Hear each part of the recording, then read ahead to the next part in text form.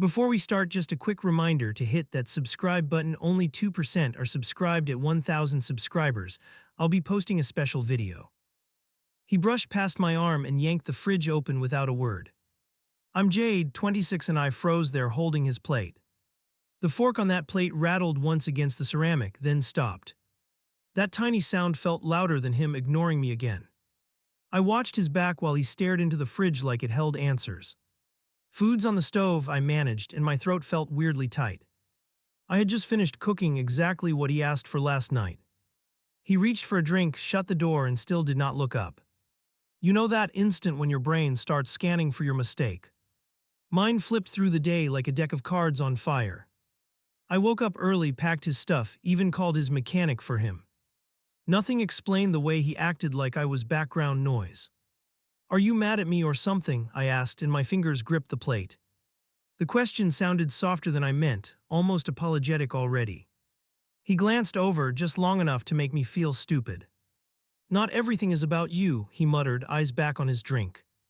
The words landed harder than any shout because he knew the spot. I felt heat rise in my face and hated that he could see. That line always made me question my own reality for hours. Back then, I still believed him when he framed me as dramatic. I set his plate on the counter a little too fast. The fork bounced again and drew his attention for half a second. If you're upset, you can just tell me, I tried, voice shaking. He shrugged, took a sip, and walked out of the kitchen. No look, no thanks, nothing, just his shoulders moving away from me. I followed him to the doorway without meaning to move my feet. He had already dropped onto the couch and unlocked his phone. My stomach twisted watching his thumbs fly over the screen. Your lunch for tomorrow is packed, I said from the doorway.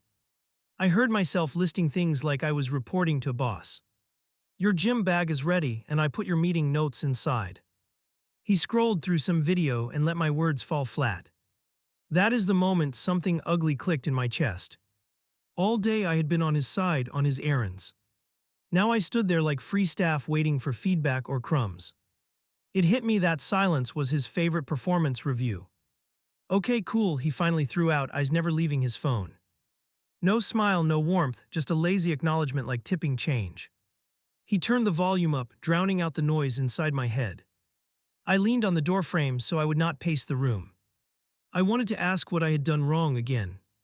The question sat right behind my teeth, buzzing like a hornet. Every time I asked in the past, I ended up apologizing anyway.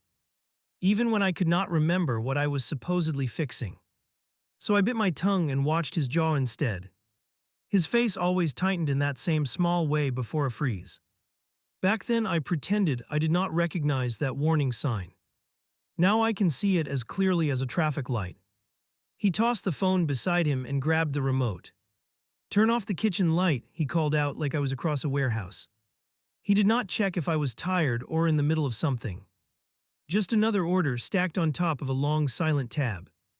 I walked back, hit the switch, and stayed in the dim hallway. My body refused to go sit next to him on that couch. Normally, I would curl against him and ask about his day. Tonight, even the idea made my skin crawl a little. Do you want to eat while it's hot? I asked from the dark. He groaned, not from pain, just from mild annoyance. I'll eat when I want, stop hovering, he threw over his shoulder. My chest tightened in that familiar way that used to shut me down. This time I did not rush to reassure him that I was fine. I walked back into the kitchen and stared at the cooling food. My hands shook as I grabbed my own plate, tiny clinks echoing. I realized I had not eaten all day while prioritizing his schedule. I sat at the table alone and took one slow bite. The taste did not even register, just the sound of his show bleeding through. Every laugh track from the living room felt like a small insult. It was like he shared his joy with strangers and locked me out. As I chewed, my brain started doing that split-screen thing. On one side there was tonight, concrete and undeniable. Me cooking, him ignoring, this quiet turning thicker by the minute. On the other side there was every other time I swallowed it. Back then I called it moodiness or stress or whatever made sense. I slapped pretty labels on behavior that left me shaking later. Everyone has bad days, I would tell myself when he went cold. I never asked why my bad days never earned me that luxury. His laughter from the couch cut through my little reflection. He had found something hilarious on his phone and barked out a laugh. I flinched, which made me mad at myself for reacting. Nothing feels worse than realizing your body fears your own partner. I rinsed my plate when I finished and left his on the counter. Old me would have served him, checked on his drink, hovered close. New me, or maybe just tired me, let the dishes sit untouched. The small rebellion pulsed in my chest like a secret drumbeat. Are you coming here or what? His voice drifted from the living room. No please, no softness, just entitlement wrapped in casual tone. I wiped my hands on a towel and looked at the doorway. Every step toward that couch suddenly felt like walking into a trap. Give me a minute, I answered, grabbing my phone from the table. I opened a blank note and typed 3 words. He is distant. Then I stared at them because they felt way too gentle. I deleted them and tried again, fingers moving faster. Why does he act like this when I am trying my best? The sentence ran long, messy, almost embarrassed to exist. I saved it anyway, like proof for a future version of me. I finally walked into the living room and stood near the couch. He did not move over or look up, just flicked his eyes once. The space beside him was open, but the energy screamed off limits. I stayed standing, which he noticed quicker than any kindness. You gonna just loom there? He asked, picking at his thumbnail. His stare slid over me like I was an interruption to his evening. I wanted to joke, to smooth it over, to shrink the tension. Instead, I heard myself say, "You have barely spoken to me tonight." He exhaled through his nose, that sharp little annoyed sound. You're overthinking again, he muttered, focused back on the screen. Not everything needs a conversation, learn to relax. That line always ended things on his terms, not mine. In that second, something inside me just stopped. Not love, not care, but that automatic rush to fix everything. The instinct to plead, to over-explain, to take all the blame. It paused long enough for another thought to sneak in. What if this was not normal and I had been trained to accept it? What if withholding words was not harmless but a game he liked? What if I was not crazy for feeling punished without explanation? The questions stacked up faster than I could swallow them. I watched him laugh at another scene while my chest stayed heavy. He looked relaxed, satisfied, like the evening was going perfectly. It hit me that my discomfort did not register on his radar at all. That realization settled deeper than any argument could have. I went to bed first that night, which almost never happened. I lay on my side, listening for his footsteps, his usual routine. Part of me expected him to follow, wrap an arm around me, reset. Instead, the show kept playing and the silence grew a second spine. Back then, I still thought this was one bad night I could fix. Now, remembering that first quiet evening like this, I see it differently. That was not just a mood or a rough patch or stress. That was the opening scene of the way he chose to control me. His alarm exploded on the dresser and he slapped it off. He swung his legs out of bed like nothing had happened. No glance toward me, no pause, just a stretch and a sigh. My stomach tightened before my brain could pretend it was fine. Morning, I tried, voice rough from not sleeping much. He dug through a drawer, pulled out clothes, moved around me. I watched his shoulders instead of his face, waiting for any sign. The silence felt heavier than the actual air in that room. You sleep okay? I asked, because I always asked that. Yeah, whatever, he threw out, already scrolling through his phone. The casual tone hit harder than a full argument would have. Apparently, the version of last night in his head needed no follow-up. I sat up and tucked my hair behind my ear too quickly. You were pretty quiet last night, I tried, words careful and slow. He locked his screen, finally looked at me like I was a pop quiz. Can we not start with your feelings at 6 a.m.? That line landed like a door slamming inside my chest. My face warmed and I laughed once, too sharp and fake. Right, yeah, sorry, I just wanted to check in. I hated how fast I folded before he even pushed hard. He grabbed his watch, fastened it, checked himself in the mirror. You overanalyze everything, he added, almost like a helpful note. Sometimes people are just tired, you turn it into a crisis. I swallowed that and nodded like he had coached me into wisdom. Do you want breakfast? I asked, defaulting to safe territory again. Not hungry, he replied, already sliding his arms into his jacket. No question about whether I needed anything before my own day. It was clear whose comfort set the tone in that apartment. He moved toward the door and paused just long enough to sting. Try not to spiral while I'm gone, he said with a tiny smirk. My fingers tightened around the blanket, nails pressing into my palm. He walked out whistling a tune, leaving his echo in my head. When the door clicked, I exhaled like I had been holding my breath. That sound always told me it was safe to feel again. I dropped back against the pillow and stared up, mind racing. Part of me still insisted I was making a big deal out of nothing. I reached for my phone and opened our message thread on autopilot. Old hearts and jokes and voice notes stared back like evidence.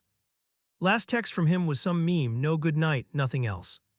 It looked normal on screen, which almost convinced me I was crazy. My thumb hovered over the keyboard while I argued with myself. If I messaged first, the day would probably go smoother. If I held back, I risked hours of that cold shoulder again. I hated that my own peace depended on predicting his reactions. I typed, "Hope your day goes well," then erased it immediately. I tried again, "Let me know if you need anything later." That sounded like I was his assistant, not someone loved. I deleted that too and locked my phone with a shaky hand. In the shower, I replayed that "Your feelings" line on a loop. It rang in my head like a bad ringtone I could not silence. He always framed my questions as emotional explosions waiting to happen. Funny how he called me dramatic while giving actual cold punishments. Getting dressed, I caught myself rushing like I was late for inspection. Straightening everything, checking my reflection, fixing details he might critique. There was no reason to, he had already left, but my body did not care. Habits formed around someone else's moods do not vanish when they exit. On the way to work, I kept checking my phone at red lights. Nothing from him, just random notifications and a spam email. Each blank screen felt like another tiny verdict against me. By the third check, my chest felt tight for no concrete reason. Maybe he's just busy, I muttered to myself in the car. I tried to believe that version, the generous one, the forgiving one. The part of me that still loved him clung to that excuse. The part that was tired rolled its eyes so hard it hurt. At lunch, my coworker waved me over while I stood in line. "You look worn out," she observed, studying my face way too closely. I forced a smile and grabbed a drink just to have something to hold. "Just weird night," I said, trying to make it sound small. She raised an eyebrow, clearly not buying my casual tone. "He do that thing again where he goes all quiet?" she asked. My heart jumped because I had told her too much once after wine. "He's just stressed about work stuff," I answered, already defending him. She shrugged and changed the subject to office gossip. I nodded, laughed at the right moments, pretended to follow along. The whole time my brain sat back at home on that couch. I could almost feel that distance more than the chair under me. When I checked my phone after lunch, there it was. One message from him, 3 words, no punctuation at all. "How's your attitude?" My jaw tightened so hard my teeth actually hurt. I stared at it for a full minute, torn between options. If I joked back, I would accept the new script without protest. If I snapped, I would prove his point that I am unstable. If I ignored him, I knew exactly how that would go tonight. "Pretty calm," I finally typed, fingers shaking above the screen. "Would be nicer if we could talk like normal later." I read it twice, worrying it sounded clingy or needy or too much. Then I sent it before I could soften it into nothing. The typing dots popped up, then vanished, then popped up again. That stupid blinking animation felt like someone tugging at my nerves. Finally, his reply appeared. "Not doing drama, got enough going on." I felt my chest drop like a sudden elevator lurch. Of course, he skipped over the part where he iced me out. Somehow the only drama here was me asking for conversation. I locked my phone and shoved it into my bag too hard. The rest of the afternoon crawled while my thoughts sprinted laps. Every unfinished sentence from our morning hung in the air around me. I drafted imaginary comebacks that I would never actually send. I knew tonight would be another test, I just did not know which kind. Driving home, I rehearsed how to bring it up without setting him off. Maybe if I sounded calm enough, he would listen for once. Maybe if I laid out facts, not feelings, he would hear differently. You can hear the bargaining in that, right? The last pieces of hope. His car was already in the lot when I pulled in. My pulse jumped, half from nerves, half from something like habit. I walked up the stairs slower than usual, buying myself seconds. My hand paused over the knob while my heartbeat thrummed in my ears. Inside, he was on the sofa with a controller in his hands. He did not pause the game when I stepped in, not even briefly. Hey, I tried, setting my bag down by the wall. Busy, he answered, eyes glued to the screen, thumb moving in quick bursts. I toed off my shoes and stood there, Key an unwelcome guest. We texted earlier, I started, trying to sound neutral and steady. Can we clear the air a little? I feel weird. He exhaled hard, paused the game, finally turned his head toward me. There is no air to clear, he replied, jaw clenched just enough. You took everything personal again, I needed space, end of story. Hearing the word space almost made me laugh, but not in a fun way. Apparently ignoring me now counted as self-care in his world. I stepped closer, my hands lifted in that useless calming gesture. I'm not trying to fight, I said, choosing each word like it could explode. I just shut down when you stopped talking to me like that. Then stop making me pull away, he snapped, leaning back against the cushion. That twist hit me right in the gut because it worked. For a second, I actually wondered if I forced his hand somehow. I opened my mouth to list last night's efforts, then shut it again. He was so quick at flipping blame that I tripped over my own thoughts. You know my week has been rough, he continued, voice lower now. I come home and instead of peace I get interrogation. He spread his arms like the victim of some grand injustice. In that moment I saw exactly how he framed this for himself. I felt my eyes burn and blinked fast, not wanting to cry. Okay, I answered, even though nothing inside felt remotely okay. If you want quiet after work, we can figure something out. I heard myself volunteering rules for him while mine stayed invisible. He picked up the controller again, apparently satisfied with the outcome. Cool, he murmured, unpausing the game like our discussion was resolved. Just like that, I had backed down and accepted another rewrite. My whole body buzzed with shame for cooperating in my own silencing. I moved to the kitchen and pulled open a cabinet too roughly. Part of me wanted to slam everything just to get a reaction. Instead, I forced slow movements, small sounds, careful breaths. I knew if he accused me of stomping around, I would lose again. While something heated on the stove, my phone vibrated on the counter. Message from him, even though we were 10 steps apart. Please don't start later, I'm exhausted. My lips parted at that because he had just preemptively warned me. He could not even let me decide whether to speak or not. He had already framed any future attempt as starting something. That was when a new thought crept in under all the noise. Maybe this was not just moodiness anymore, maybe it was a tactic. I looked over at him on the sofa, relaxed, locked in his game. From here, nothing looked wrong at all if you did not know the script. Anyone watching would think we were just a normal couple on a regular night. I knew better because I could feel every unsaid thing pressing against my ribs. I typed a reply I knew he wanted. I won't, just tired too, eat when you're ready. My thumb hovered before sending, disgust and survival fighting it out. I hit send anyway because I was not ready for the fallout yet. Later, when I think about the moment I really started to wake up, it is this one. Not the yelling, not the obvious sharp words, but that quiet text. The one where I promised not to speak before anything even happened. That was the night I realized I was asking permission to have a voice. He nudged his dinner away with the back of his hand. Not hungry, he muttered, eyes still on the game screen. You know that instant where your patience just snaps behind your teeth. I felt it happen and forced my voice to stay level. You asked me to make that, I reminded him, and my jaw tightened. He shifted his weight and kept his gaze glued forward. I changed my mind, he tossed out like it was nothing important. My effort sat there cooling while he pretended it did not exist.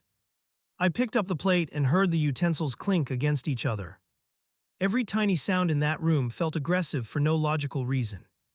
I could have eaten something at work instead of rushing back, I said.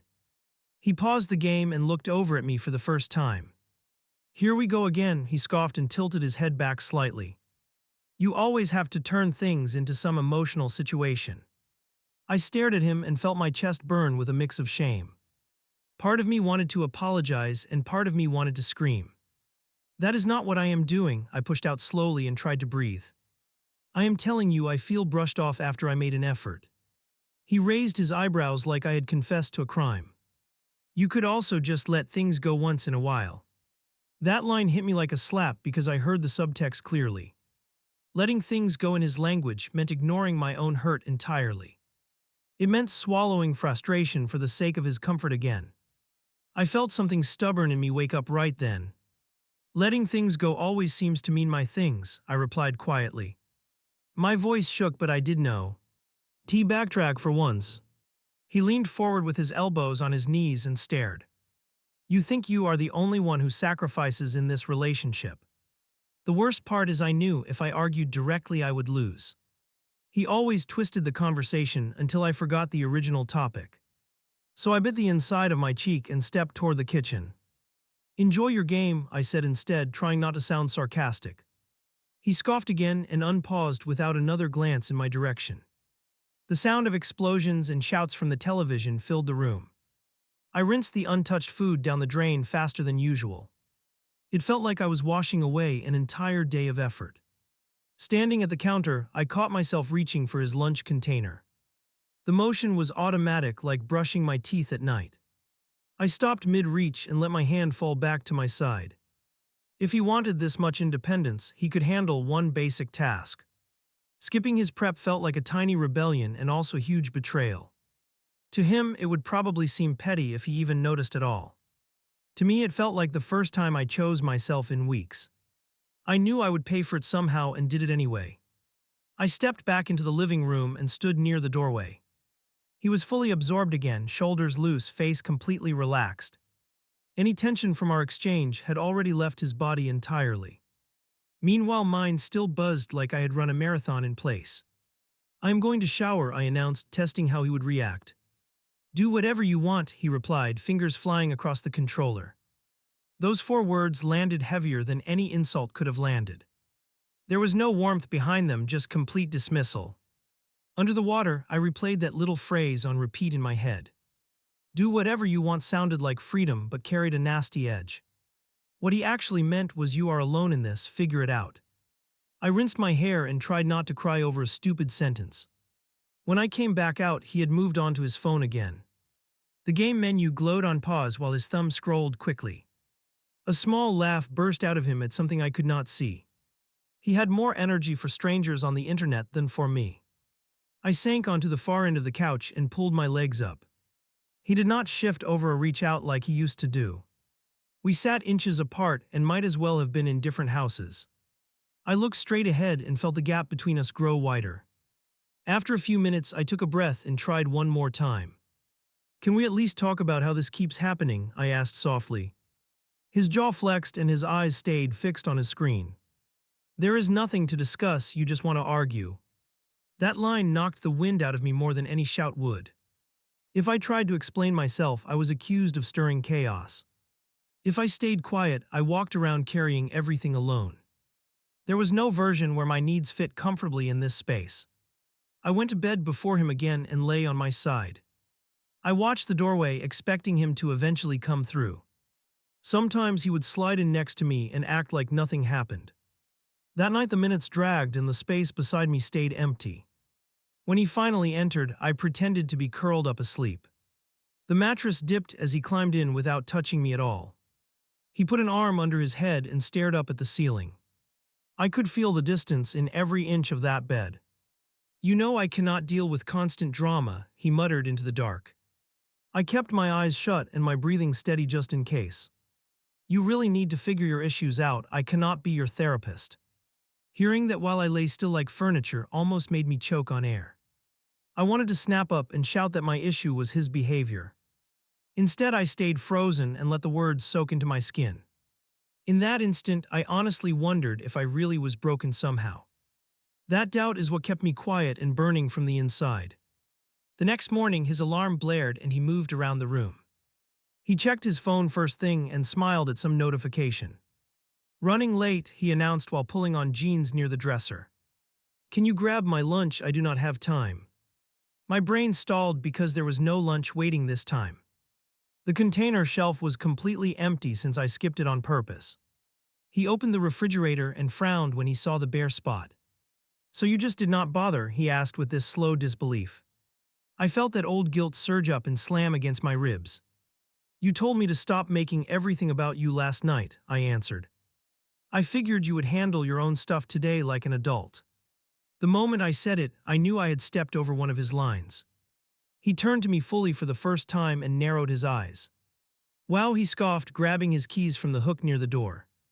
You are really committed to twisting things too. Play the victim.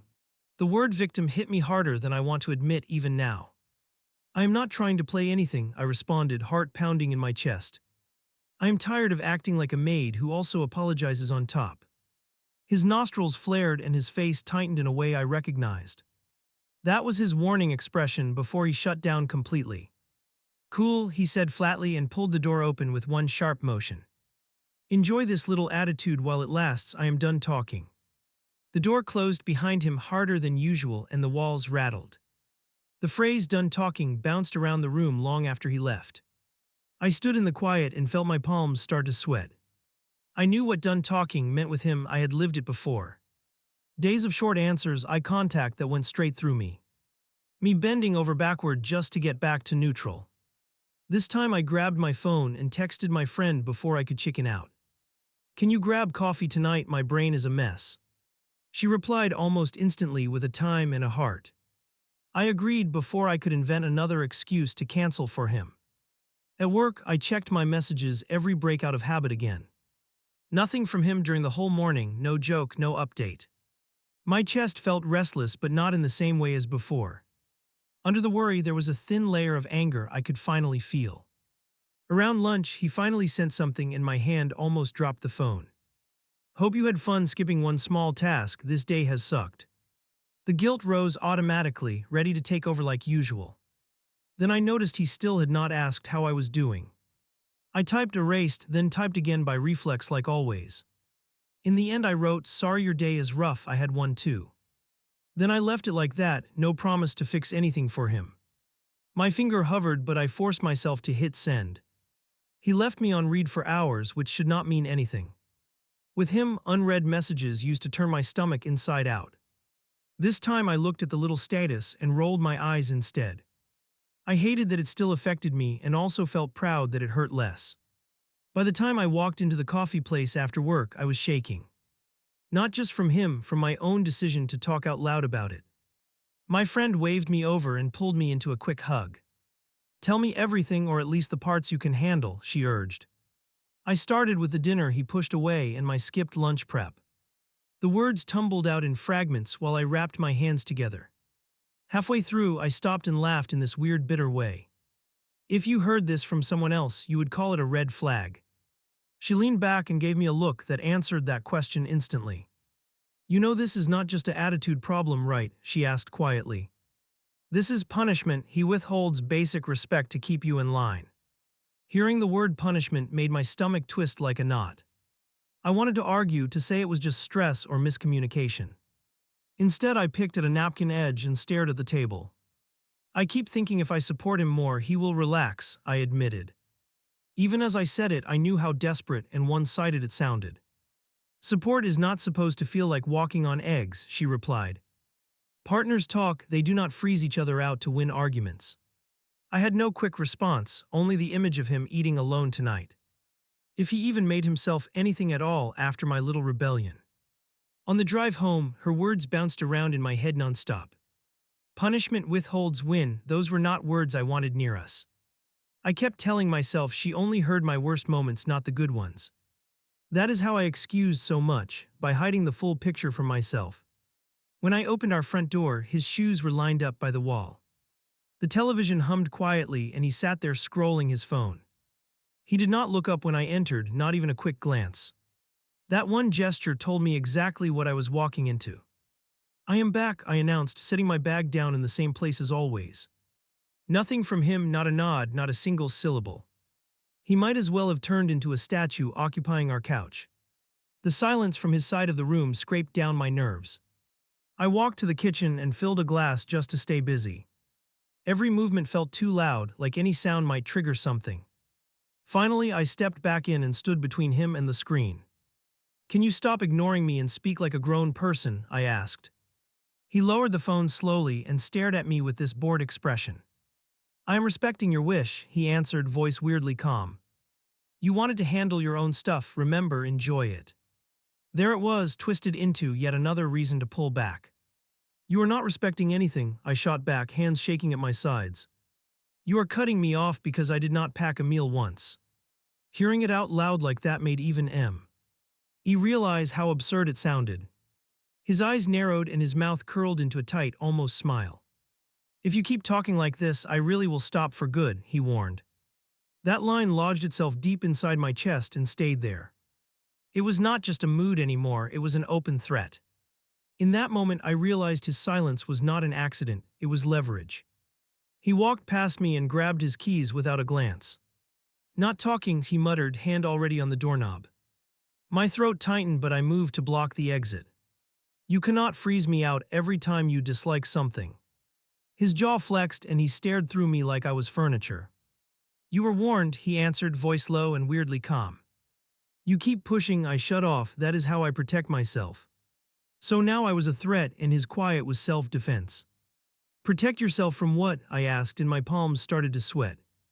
From your nagging, your moods, your constant need to talk. He slipped past me and pulled the door behind him with one sharp tug. The echo of that move felt louder than any insult. When the latch clicked, I sank down against the wall with my phone. I opened a browser and typed with shaking thumbs. Partner stops talking during arguments to teach lesson. The search results filled the screen faster than I could breathe. Article titles lined up with phrases I knew by heart. Withholding affection as control. Using contact as reward and punishment. My chest pounded because strangers on the internet knew my relationship. I tapped one link and skimmed like my life depended on speed. There is a difference between cooling down and calculated withdrawal. That line stabbed through the fog in my head. I stared at it so long the words blurred. The article had a checklist and my fingers hovered over each line. Do they ignore you until you apologize for asking for basic respect? Do they call you dramatic for reacting to their distance? I did not need to finish the list to know where this was headed. I scrolled anyway because part of me still hunted for escape. I wanted one item that screamed, nope, this is not you. Every bullet point felt like someone had been living in our apartment. I locked my phone when nausea rose up to my throat. Sitting there on the floor, I tried to argue with the screen. He works hard. He gets stressed. I overreact. Those were my greatest hits, and they suddenly sounded ridiculous. You know that moment where your excuses taste stale in your mouth? That is where I landed, right there in our hallway. I could not unsee the pattern once I saw it laid out. I could feel the denial fighting for its last breath. My phone buzzed with a message from him hours later. Need you to toss my blue shirt in the wash. No greeting, no question, just another order like nothing had happened. I stared at the screen and something inside me went very still. I typed, you can do laundry when you get home. Then I erased it because I could hear his reaction already. I tried again. Busy right now, you can run it later. That felt like a tiny compromise with my own fear. 3 dots flashed on the screen, then disappeared, then flashed again. Finally, his answer popped up. So that is where we are now. That was it, no explanation, no follow-up, only judgment. At work, I kept replaying that little line in my head. He never needed to spell out the consequences, I knew them. Short replies, long quiet stretches, icy face on the couch. The whole playbook lived in my muscles at that point. I opened the same article again during my break and read slower. This time I checked my reactions instead of his. My hands shook at certain sentences and I could not swallow right. That was my body telling the truth my brain kept dodging. One section asked, do you change your behavior to avoid being shut out? I laughed under my breath because that was my daily routine. I checked his moods before I picked a show or cooked anything. I measured every sentence for risk like I worked bomb disposal. There was a suggestion at the bottom about writing things down. Keep track of incidents to see patterns and protect your sanity. The word sanity made my stomach drop because I had questioned mine for months. I opened a new note on my phone before I could talk myself out of it. I started simple with dates and short lines. Tuesday night, he stopped speaking after I mentioned my feelings. Wednesday morning, he blamed me for making him pull away. Thursday, no lunch made, he used it as proof I was selfish. Seeing it stacked like that hit harder than any single fight. On their own, each episode looked sort of manageable. Together, they formed a shape I did not recognize but feared. I locked my phone and sat there breathing like I had run stairs. After work, I pulled into the lot and sat in the car for a minute. I watched our windows but could not see anything from that angle. Part of me hoped he was not home yet, part of me hoped he was. It is wild how you can dread and crave someone at the same time. I went inside and heard the television low in the living room. He did not look up when I stepped in, body relaxed on the couch. Hey, I tried, voice careful, testing the air like it might bite. Nothing. Not even a twitch in my direction. I took off my shoes slowly and placed my bag down by the wall. He flicked through channels with that lazy, controlled movement I knew. The quiet between us hummed with unsaid rules. I decided to break one and walked over until I blocked the screen. We need to talk about the way you cut me off, I said. He rolled his eyes and tipped his head back against the cushion. There is nothing to discuss, you made your choices. So apparently skipping one chore counted as treason now. My choice was not doing your laundry one time, I replied. My choice was also asking you not to punish me with silence. He laughed once, short and harsh, and it stung more than yelling. You really love that word punish, you must be practicing for therapy. That comment hit something raw because therapy had crossed my mind. Not for him, for me to figure out why I stayed. Hearing him mock the idea before I even mentioned it made my neck burn. It felt like he had read my drafts and scribbled over them. You are twisting this, he added, grabbing his phone from the cushion. I am taking a break from conflict because you do not stop. He unlocked the screen and started scrolling while we were mid-argument. That gesture told me more than any long speech ever could. Taking a break would mean telling me how long and why, I answered. Cutting me off for days until I break first is something different. My voice shook but stayed louder than my fear for once. He lifted his eyebrows like he was amused by a child. So what now, I am abusive because I like peace, he asked, smirking. The word abusive hung in the air between us like a live wire. I had never said it out loud until that scene, only read it on my phone. Hearing it from his mouth made my chest cave in a little. I did not say that word, I replied, and my legs felt unsteady. I am saying this pattern is hurting me. I pointed at my own chest, at my own body living with this cycle. It was the first time I centered myself in any sentence with him. He stood up slowly and stepped closer into my space. You always make everything about you, he breathed out, eyes hard. I work, I handle pressure, I come home and I get interrogated. Each phrase landed like a brick stacked on my shoulders. I took a step back and bumped into the edge of the coffee table. For a second, fear flashed across my mind faster than logic. Not that he would hit me, that he would walk right through me. That he would erase me with this same tactic until I disappeared. I am done for tonight, he announced and grabbed his jacket from the chair. If you want to live in victim land, enjoy the view alone. He slipped into his shoes with quick, angry motions and headed for the door. My pulse hammered so loud I almost missed his last remark. Maybe a few days without me will calm you down, he threw over his shoulder. The door shut and the room felt bigger and smaller at the same time. I stood there with my hands shaking, trying to focus on my breathing. That casual mention of days landed like a countdown I had not agreed to. I grabbed my phone again and opened the note with my list. At the bottom, I added another line for that evening. Threaten to disappear for days if I keep asking to talk. My thumb hovered before I hit save because writing it felt like betrayal. Looking at that page, I finally admitted something ugly to myself. If I showed this list to anyone neutral, they would not hesitate. They would call it controlling, manipulative, all the words I dodged. I was the only one still trying to spin it into romance. That night the apartment stayed quiet and my mind did not. I paced, sat, stood again, checked my phone like a reflex. No new messages, no apology, no checking if I was okay alone. The lack of contact started to feel like an answer on its own. I wish I could say I walked out right then. The truth is I crawled first in my head before I moved my feet. Chapter 4 was not my exit, it was my wake-up slap. This was the night I stopped calling his silence normal and started calling it what it was. My phone lit up on the table and I flinched. His name. One line on the screen. You done with your stunt yet? My pulse spiked and my thumb hovered over reply. Part of me wanted to send 3 screens of rage. Another part wanted to send 3 screens of apologies. The version that one just breathed and stared at the message. I typed, got home from work, making dinner, what do you want? No emoji, no softening, no extra cushions wrapped around his ego. I read it twice, my heart pounding like it would expose me. Then I hit send and watched those tiny dots flicker into life. Drop the attitude came back almost instantly. You know exactly what you did. I stared at that sentence and felt something inside me harden. If I blinked too long, I knew I would cave again. Not sure what you mean, I answered, fingers shaking across the screen. We can talk when you get here if you actually want resolution. The words felt like stepping off a ledge I had never tested. For once, I did not prewrite my apology inside his mouth.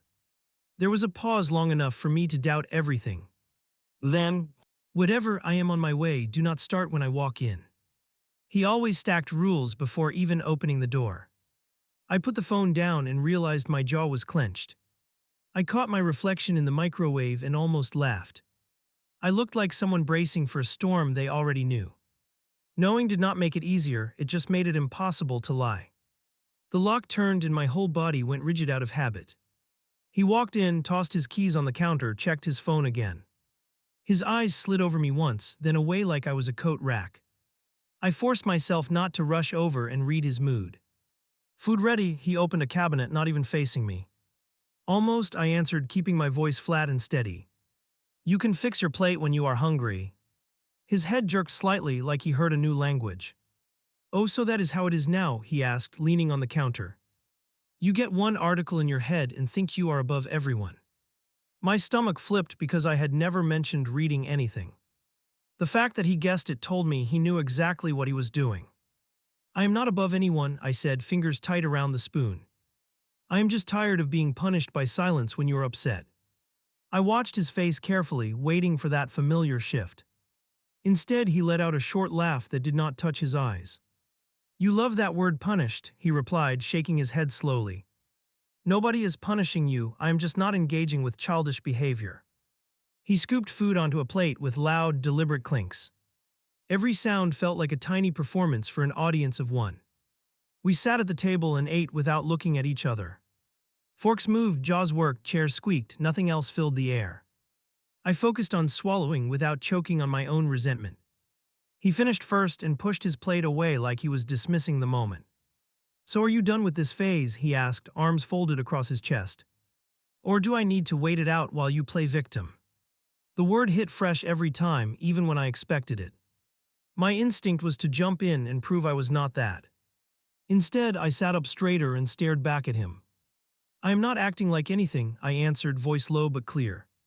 I am reacting to how you treat me when you do not like something. For once, I did not rush to explain the whole story around it. He scoffed and pushed his chair back with a scrape. You will twist anything to avoid looking at your own part, he snapped. I needed space for my mental health, you turned it into an attack. There it was again, that neat label he slapped over everything. Space would mean telling me you need a break from talking, I replied. Not disappearing emotionally for days until I chase you down. His eyes narrowed, his jaw ticked, the usual script trying to start. I watched it load like a familiar app and refused to tap it. You know what, I'm not doing this, he announced and grabbed the remote. He planted himself on the couch and flicked on some loud show. Sound filled the room but did nothing for the emptiness between us. I stood there halfway between kitchen and living room, stuck in place. Old me would have followed, sat close, nudged his arm, made a joke. Old me would have apologized for my tone, even if he caused all of it. Old me would have tried to win back a warmth I never should have lost. I guess you could say old me was clocking out quietly that night. I walked past him to the bedroom and grabbed my jacket from the chair. What now? His voice drifted over the noise, annoyed and bored. Going out, I answered, shoving my wallet into my pocket. I did not add the usual details about where, when, who, why. With who? He asked, finally looking away from the screen. A friend, I replied, checking my phone for the time. He frowned like I had broken some unspoken curfew. Of course, run to someone to complain about me. I paused at the doorway and looked back at him. If you wanted to know how I feel, you could ask me, I replied. You prefer to guess and then resent your own guess. His lips parted, but I walked out before he could throw another line. In the rideshare, my hands shook so much I had to sit on them. You know that weird mix of terror and relief when you break a rule? That was me, staring out the window, hearing my heartbeat in my ears. I had ill. F the house without checking if he was okay with it. At the bar, my friend slid a drink toward me and studied my face. You look like you just robbed a bank, she said, half joking. I told him I was going out and stopped explaining after that, I admitted. Saying it out loud made me realize how small my rebellion actually was. She whistled low and shook her head. That should be normal, not brave, she pointed out, eyes soft. I shrugged because I knew she was right and still felt guilty. Guilt is wild, it shows up even when you are just living your life. My phone buzzed on the counter and we both looked at it. It flashed his name again, 3 notifications in a row. Where are you? Who are you with? Answer your phone. My chest clenched hard, but I did not grab it right away. Do you need to step outside? My friend asked, watching me closely. I shook my head and took a slow sip instead. If I jumped every time he summoned me, I would never sit down. After a few minutes, I picked up the phone and texted. Out with a friend, like I said earlier, talk later. No apology, no frantic reassurance, no picture to prove it. The typing dots appeared for a split second, then vanished. He called. I let it ring twice before sliding my thumb across the screen. Yeah, I answered, tone neutral, trying not to sound scared. Crowd noise hummed around me like backup singers to our mess. So you are out venting about me instead of fixing things, his voice cut through. I am out taking a break from conflict, just like you enjoy, I replied. The words surprised even me as they left my mouth. It felt like holding up a mirror nobody asked for. Do not throw my words back at me, he snapped, breath sharp. You know I have a big day tomorrow, I needed calm tonight. I almost laughed because apparently his peace required my silence again. He never noticed that my peace never entered the equation. I am not yelling, I am not cussing, I am just out, I said. We can revisit this tomorrow when neither of us is on edge. There was a long pause where I could almost hear him calculating. Then he hung up without another word, which told its own story. I stared at the screen for a second, then locked it. My friend watched my face the whole time, no judgment, just concern. How did that feel? She asked, leaning in over the table. Like stepping on glass barefoot, but also like I finally moved, I answered. When I got home later, his car was in the lot. My stomach twisted anyway because old habits die loud. Inside, he sat on the couch, arms crossed, television dark. He had been waiting, that much was obvious before he spoke. You done with your little night out? He asked, eyes tracking me. I slid off my shoes and kept my expression steady. Yeah, I am home now, I replied, hanging my jacket over the chair. No over-explaining, no schedule breakdown, just the fact. So how much did you trash me? He pressed, leaning forward.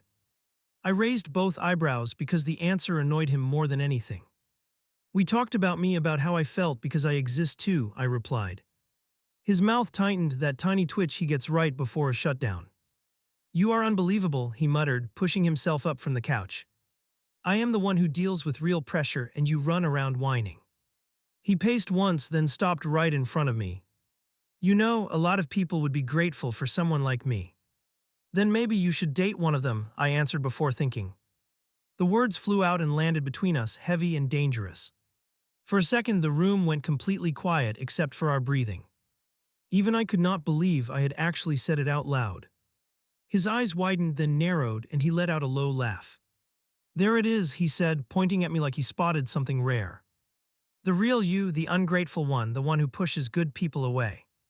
Hearing him call himself good while weaponizing the words stung in a new way. I am not pushing anyone, I replied, voice steady despite the fear. I am reacting to being iced out every time I step out of line. He shook his head slowly like I was hopeless. Keep talking like that and you will end up alone, he warned. That threat used to terrify me, I will not lie about that. Back then, the thought of being alone felt like failing some test. Tonight, his warning landed differently, like a door I could maybe open. Alone sounded scary, sure, but it also sounded quiet in a good way. He brushed past me on his way to the bedroom, shoulder bumping mine. Do not bother coming in if you plan to keep this attitude, his voice floated back. My lungs tightened and for a second I almost followed out of reflex. Almost. Instead, I turned toward the couch and sank down slowly. I grabbed the remote and picked a random show I barely liked. I let it run while I stared at my own knees. For once, he was the one waiting in another room for me. Goy, LT crawled up my spine and whispered the old script in my ear. Just go in there. Say you are sorry. And this. I sat through it and did nothing. Do you know that strange relief when you do not fix it on command? I felt that mixed with dread, mixed with something like grief. I could tell nothing about this would go back to how it was. Some line had been crossed on both sides, whether we named it or not. My phone buzzed beside me with a new text from him. Wow, you are really choosing this hill to die on. I stared at it for a long time, then set the phone face down. If I answered now, I knew I would fold the whole argument in half. I went to bed much later, long after his breathing had evened out. I lay on the edge, not touching him, staring at the ceiling. I could feel his back inches away, warm and completely unreachable. That distance finally felt like proof, not a temporary punishment. Looking back, that night was not the end, but it was the shift. It was the first time I let his anger hang there without rescuing it. The first time I chose to keep my own voice instead of begging for his. I did not know it yet, but this was me practicing for the moment I would walk. He slammed the cabinet door hard enough that the dishes rattled. So you are ignoring me now, he asked, shoulders tight. I was buttering toast and my hand did not stop moving. For once, the silence in the room did not belong to him. I am eating, I replied, cutting the slice straight down the middle. You walked past me 3 times and did not say anything, he insisted. His stare tried to drag me back into that same old dance. My chest flickered with panic and something that felt very close to calm. Yesterday you told me not to come in with this attitude, I said. So I stayed on the couch and watched my own show. His eyebrow twitched because he remembered how that went. He did not expect me to use his rule on him. Do not twist my words, he snapped, grabbing a mug from the rack. I asked for respect, not for you to sulk around the place. I set my breakfast down and wiped my fingers on a napkin. My heart pounded, but my voice came out steady, which surprised me. I am done chasing you when you shut down, I answered. You clamping your mouth closed is not a reasonable way to handle issues. He spun around, mug in hand, eyes sharp. You love making me the villain, it is honestly exhausting. There it was again, that word villain, like we were in some movie. I almost laughed because I knew my part by heart too. This was the scene where I apologized for using the wrong tone. Only this time the script jammed and would not run. I am not making anything, I said, pushing my plate away untouched. I am describing what you do when you do not like my reaction. He set the mug down with a loud thud on the counter. So what? I am not allowed to be quiet now. You can be quiet, I replied, feeling my palms go damp. You just cannot expect me to stick around and get erased. As soon as I said erased, my throat tightened.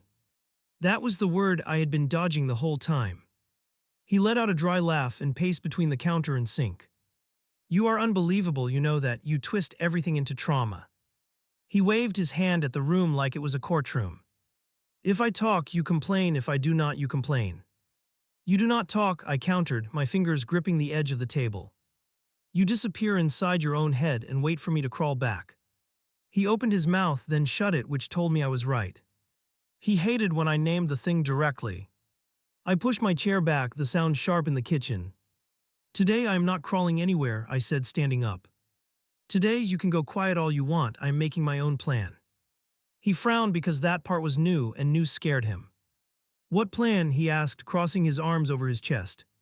He leaned against the counter like a manager reviewing an employee. My pulse quickened, but under it there was a weird, steady beat. I could feel the version of me from last night backing me up. You do not get to call it a stunt and then expect everything from me, I said. You starve me of basic conversation and still want me doing favors. His lips curled into a humorless half-smile. So you want to punish me now, that it? That word used to knock me flat because it felt unfair. This time it reminded me of every line in my note. I saw the list on my screen like it was printed on the wall. I realized I had enough evidence for my own decision. I am not trying to teach you a lesson, I answered. I am trying to stop being the only person who pays here.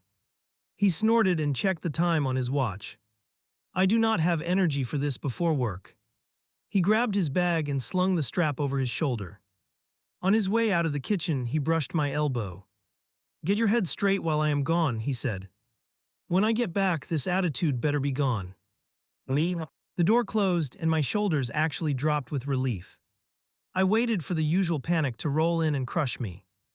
It did not flood in the same way, just lapped around my ankles. The space he left behind felt different today. I rinsed my untouched breakfast down the sink and dried my hands. Then I walked straight to the bedroom and opened the closet. For a second, my body froze like it always did at this step. This was the part I always gave up on before. Not this time. I pulled out the old duffel from the top shelf. It hit the bed with a soft thump that sounded louder in my mind. My heart started pounding faster than my thoughts. I opened the drawers and started grabbing the basics. Jeans, shirts, underwear, nothing sentimental, just things I needed. My hands moved fast because some part of me expected him to reappear. Like he would burst in and catch me in the act and talk me down. As I packed, my phone buzzed with a new message. I glanced down and saw my friend's name. "Checking on you, how are you holding up this morning?" I took a breath, then snapped a quick picture of the open bag. Finally doing something for myself, I typed under the photo.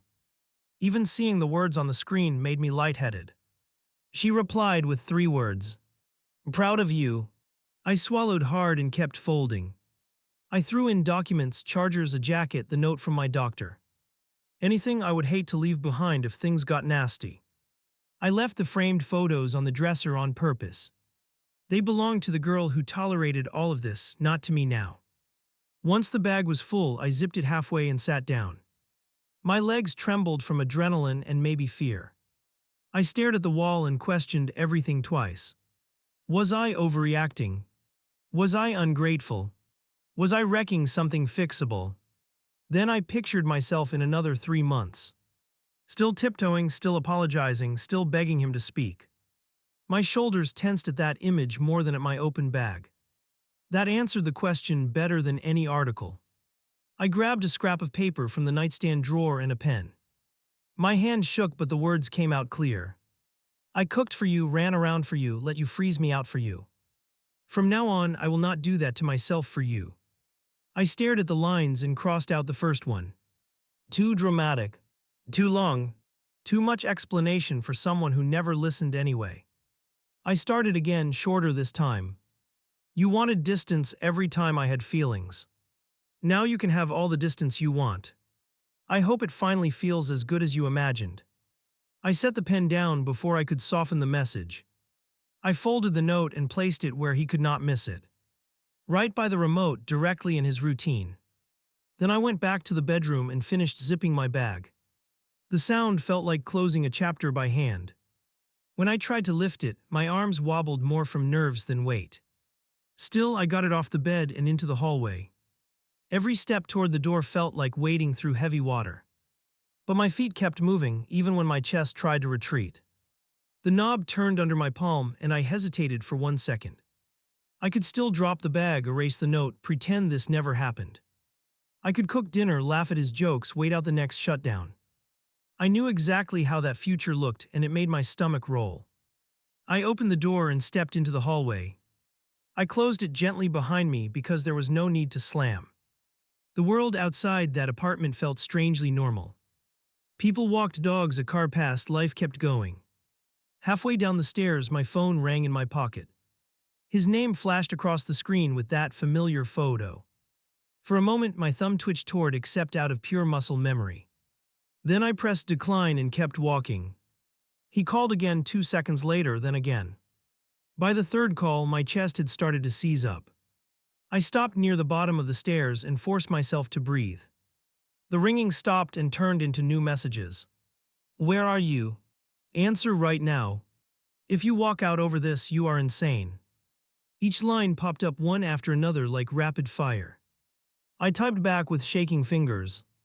"I am leaving for my own sanity. I am not doing this cycle anymore." I left a note, "You can read it when you calm down." The dots appeared, then his reply hit my screen. "You are overreacting, you know I always cool off and come back." There it was, the whole pattern summed up in one sentence. He did not even realize he was describing exactly what I could not take. "You cool off by acting like I do not exist," I answered. "And you only come back when I have bent myself into a new shape. I am done changing into whatever keeps you comfortable." My thumb hovered, then I pressed send and exhaled hard. His next message came fast. You will not find anyone else who puts up with you. That one still stings when I think about I will be honest. Your worst fears wrapped in someone else's words hit different. I stood there on the stairwell landing and let the hurt wash over me. I thought about every time I begged him just to look at me. Every time I apologized for reacting to his shutdowns. Every time I let him decide when the conversation ended. Maybe I will be alone for a while, I replied. At least I will not have to beg someone to speak to me. My hand stopped shaking as I typed that line. It felt like telling the truth, not just trying to win an argument. He did not answer that one. No dots, no follow-up, just blank space. I stared at the screen for another moment and then slid the phone away. If he wanted to go silent, he could finally do it without an audience. I walked out of the building and toward the street with my bag. The air hit my face and I realized I was crying without sound. Not collapsing, just steady tears running while my feet kept moving.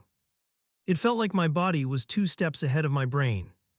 My friend pulled up in front of the sidewalk 10 minutes later. I tossed the duffel into the back and climbed into the passenger seat. She searched my face once, then reached over and squeezed my hand. You actually did it, she whispered, more shocked than I was. I do not know if I am strong or just tired, I admitted. My voice cracked, but I kept going because I needed to hear myself. He thought he could keep shutting me out and still get everything. I finally believed that I deserved more than that. She nodded, eyes on the road as we pulled away. Both can be true, she said. Strong and tired at the same time. I sat back and let the city blur past the window. My phone buzzed again and I glanced down. One last message from him. You are making the worst mistake of your life, you will regret this. I stared at it for a long time before deciding what to do. I opened the thread, scrolled all the way up, then all the way back down. The insults, the digs, the orders, the disappearing acts, all of it. I did not reply, I did not argue, I did not defend myself again. I blocked the number and set the phone face down in my lap. Even now, I will not pretend I felt instantly free. I felt sad, nauseous, shaky, all of it mixed together. Part of me missed the version of him that smiled when I walked through the door. But I missed myself more, which is what finally mattered. So yeah, my boyfriend thought he could go quiet on me forever and keep winning. He thought he could ignore me after I kept taking care of everything. He thought I would always bend first and beg him to come back. I hope that silence he loves so much finally keeps him company because I am done.